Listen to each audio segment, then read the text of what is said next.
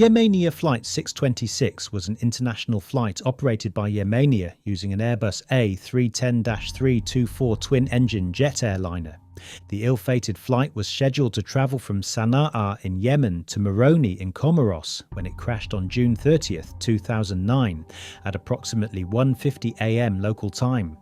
This is the tragic story of the crash that resulted in the deaths of 152 passengers on board, with only one survivor who miraculously clung to the wreckage for 13 hours before being rescued.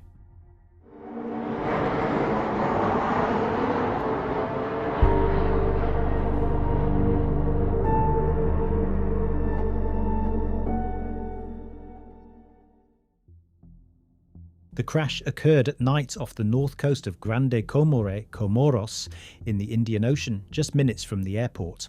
The aircraft was approaching runway 02 and was supposed to follow a visual circle-to-land procedure for runway 20. However, the pilots were unable to stabilise the aircraft's altitude during this manoeuvre, leading to a stall and ultimately causing the aircraft to crash into the sea. An unnamed United Nations official at the airport reported that the control tower had received notice of the plane's approach for landing before communication was lost. At the time of the incident, an unseasonably strong cold front had moved through the Comoros Islands, producing winds gusting up to 64 km per hour, creating conditions favourable for light to moderate turbulence. The event marked the third accident for Yemenia. The previous two incidents involved runway excursions with no fatalities, although one aircraft was written off. The aircraft involved in the incident was an Airbus A310-324 twin-engine jetliner registered as 70-ADJ. It was manufactured in 1990 and had a serial number of 535. At the time of the accident, the plane had been in service for 19 years and 3 months, accumulating a total of 53,587 flight hours and 18,129 flight cycles. Owned by the International Lease Finance Corporation, the aircraft first entered service with Air Liberté on May 30th, 1990. After several leases to different operators, it was leased to Yemenia in September 1999, at which point it was re-registered as 70-ADJ and remained in service with them until the accident. Dominique Bussereau, the French Secretary of State for Transport, indicated that the aircraft was inspected in 2007 by the French Directorate General for Civil Aviation, which identified several faults. However, since that inspection, the aircraft had not returned to France and was never re-inspected by the same authority. Most of the passengers originated from Paris, where they boarded Yemenia Flight 749, an Airbus A330-200. The flight made a stopover at Marseille-Provence Airport in Marseille, France, where additional passengers and crew joined. After arriving at Sana'a International Airport in Sana'a, Yemen, the passengers transferred to another Airbus for Flight 626, which was scheduled to arrive at Prince Said Ibrahim International Airport in Moroni, Comoros at 2:30 a.m. local time on June 30th. In total, there were 142 passengers and 11 crew members on board. Most passengers were believed to be either Comorian or French nationals, with additional citizens from Canada, Ethiopia, Indonesia, Morocco, Israeli Arabs, the Philippines and Yemen. Many of these passengers were likely residents of Marseille, a French city with a significant Comorian population, returning home for a summer vacation. The accident occurred during the week when summer vacations begin for French schoolchildren. The flight crew comprised Captain Khaled Hajeb, First Officer Ali Atef and Flight Engineer Ali Salem, all of whom were Yemeni. The cabin crew included 3 members from Yemen, 1 from the Philippines, 2 from Morocco, 1 from Ethiopia and 1 from Indonesia. Captain Hajib had been with Yemenia since 1989 and became a captain in 2005. He amassed a total of 7,936 flight hours, with 5,314 hours on the Airbus A310. He had previously flown to Moroni 25 times. First Officer Atef had been with the airline since 1980 and became qualified to fly the Airbus A310 in 2004. He had a total of 3,641 flight hours, with 3,076 hours on the Airbus A310, and had flown to Moroni 13 times before. At approximately 1:59 a.m. local time, the aircraft began its descent as it approached runway 02, which was intended to be followed by a visual circle-to-land manoeuvre for runway 20.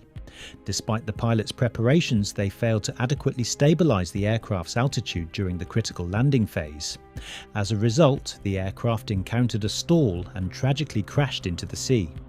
Mohammed Abdul Qadir, the deputy chief of Yemeni civil aviation, noted that wind speeds measured 61 kilometers per hour at the moment of landing.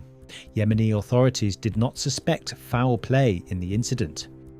According to the Comorian police at the time, the nation lacked the necessary infrastructure and resources for effective sea rescue operations. In response to this limitation, the French military mobilized 2 aircraft and a vessel, dispatching them to conduct a formal search for the missing Flight 626. These assets were deployed from the nearby French territories of Réunion and Mayotte, underscoring the collaborative efforts between France and the Comoros during this critical situation. The Comoros archipelago comprises 4 volcanic islands: Grande Comore, which serves as the main and largest island, Anjouan, Moheli, and Mayotte. Notably, Mayotte is classified as an overseas French territory and is not included in the Union of the Comoros. The archipelago is situated in the Mozambique Channel, approximately 300 kilometers, about 190 miles, northwest of Madagascar, and roughly the same distance east of the African mainland, making it a strategically significant location in the region. Wreckage from the ill-fated flight was located off the coast of Mitsamiuli, a coastal town known for its picturesque scenery. Alongside the debris, the search and rescue teams also discovered several bodies and a considerable amount of floating materials, all of which were critical pieces of evidence in the ongoing investigation into the circumstances surrounding the flight's disappearance. During the search, a 12-year-old girl named Bahia Bakari was miraculously rescued after being discovered clinging to a piece of debris in the midst of bodies and wreckage. This harrowing scene unfolded during a frantic rescue operation where local fishermen and speedboats sent by authorities from Grande Comore worked tirelessly to locate survivors. Bahia had survived for an astounding 13 hours, gripping the wreckage in the open water, demonstrating remarkable strength and resilience. Tragically, she was travelling with her mother, who did not survive the catastrophic incident. After her rescue, Bahia was transported to a hospital in Paris, where she received medical treatment before being released on July 23, 2009. Throughout her ordeal, Bahia's bravery and determination shone through, marking a poignant chapter in a devastating story. 5 bodies were recovered shortly after the miraculous rescue of Bahia Bakari. In the following days, specifically during the second week, a further 22 bodies were retrieved from the shores of Mafia Island in Tanzania and subsequently transported to hospitals in Dar es Salaam for identification and examination. On July 5, 2009, critical signals from the aircraft's flight recorders were successfully detected, igniting hopes of uncovering the circumstances surrounding the crash. To facilitate the investigation, the French oceanographic vessel Beautemps Beaupré arrived in the Comoros on July 15, 2009. By July 23, the vessel had completed an extensive mapping of the ocean floor surrounding the crash site, enabling the precise pinpointing of the recorder's locations, even in challenging underwater terrain. Given the significant depth of approximately 1,200 metres, 3,900 feet, at which the recorders were located, the French Navy announced plans to deploy advanced underwater robotics for the recovery operation. This operation commenced in August 2009, following meticulous preparations. After a diligent effort, the flight data recorder FDR was successfully recovered on August 28 from the depths of the Indian Ocean. The cockpit voice recorder, CVR, followed closely, being retrieved the next day on August 29th. These recoveries were pivotal in piecing together the events leading up to the incident, providing invaluable data for investigators. the National Civil Aviation and Meteorological Agency, ANACM of the Comoros, took charge of the investigation following the tragic incident involving Yemenia Flight Y626. To bolster their efforts, the French Bureau of Inquiry and Analysis for Civil Aviation Safety, BEA, dispatched a specialised investigative team which included experts from Airbus to assist in meticulously examining the causes of the accident. Similarly, Yemen responded by sending a technical delegation to Moroni, led by a committee overseen by the Yemeni Minister of Transport, to facilitate a thorough inquiry into the circumstances surrounding the crash. Preliminary examinations by the BEA uncovered significant challenges when attempting to retrieve data from the cockpit voice recorder CVR. Severe corrosion had compromised the memory cards, hindering the recovery of crucial flight information. Initial findings from the investigation pointed towards pilot error as a primary factor in the accident, a conclusion that faced strong pushback from authorities in both Comoros and Yemen. In November 2009, in light of these proceedings, Yemenia Airlines publicly announced their intention to engage an independent third party for further investigation. The airline expressed grievances against the French authorities, accusing them of perpetually undermining Yemenia's reputation and engaging in harassment. Compounding the situation, by 2011, the BEA publicly criticised the Comorian authorities for their delay in publishing a comprehensive report, further escalating tensions. On June 25, 2013, Burhaneh Ahmed Burhan, the director of the Investigative Commission in Comoros, characterised the accident as a result of inappropriate actions by the crew during what was defined as an unstabilised manoeuvre. This statement ignited protests among family members of the victims who gathered in Paris on June 28, 2013, to voice their dissent against the conclusions of the final report. In a twist of speculation, the Yemen Post reported that Yemen was considering the possibility of intentional sabotage, although evidence supporting such claims remained elusive. Ultimately, the investigation concluded that the accident was precipitated by the crew's improper actions, which led to a dangerous stall from which the aircraft was unable to recover. Factors contributing to this tragic outcome included an unstable approach, which activated multiple alarms related to ground proximity, aircraft configuration, and stall warnings.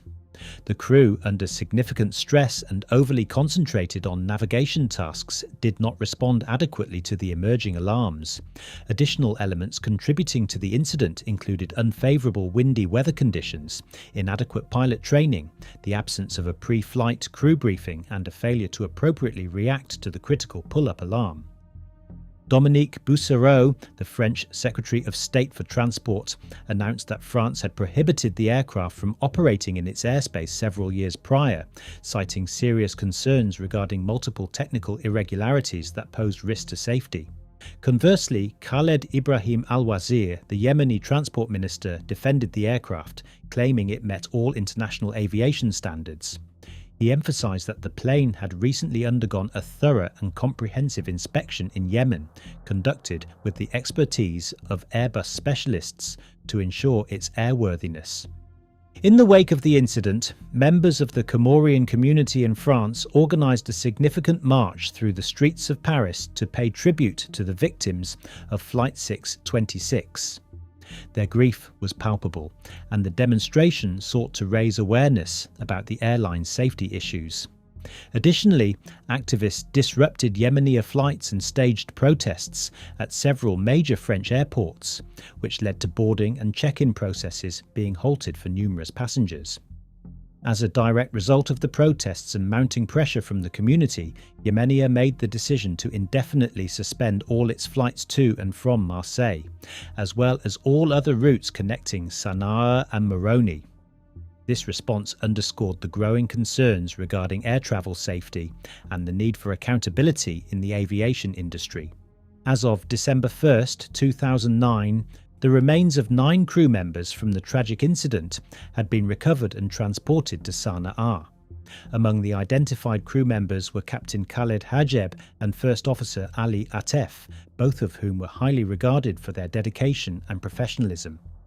The group also included 3 Yemeni cabin crew members, 2 Moroccan cabin crew members, and 1 Ethiopian cabin crew member, all of whom played crucial roles in ensuring passenger safety and comfort. One Yemeni cabin crew member, Hamdi Wazir, was honoured with a burial in Sana'a, reflecting the deep respect for his service. The other Yemeni crew members were laid to rest in Aden, bringing closure to their families and communities. The bodies of the Moroccan crew members were repatriated to their homeland, Morocco, where they would be reunited with their loved ones for final rites. The Ethiopian crew member was returned to Addis Ababa to receive a proper farewell among family and friends. Tragically, some crew members remained unaccounted for, including Yemeni engineer Ali Salem, whose expertise was vital to the aircraft's operations. Additionally, 1 cabin crew member, each from the Philippines and Indonesia, was still missing, representing the diverse team that worked together on that ill-fated flight. In a sombre note, over the 2 days leading up to December 1st, a total of 54 bodies were laid to rest in Moroni, honouring the lives lost and providing a moment of reflection and mourning for the community as they sought to heal from the tragedy.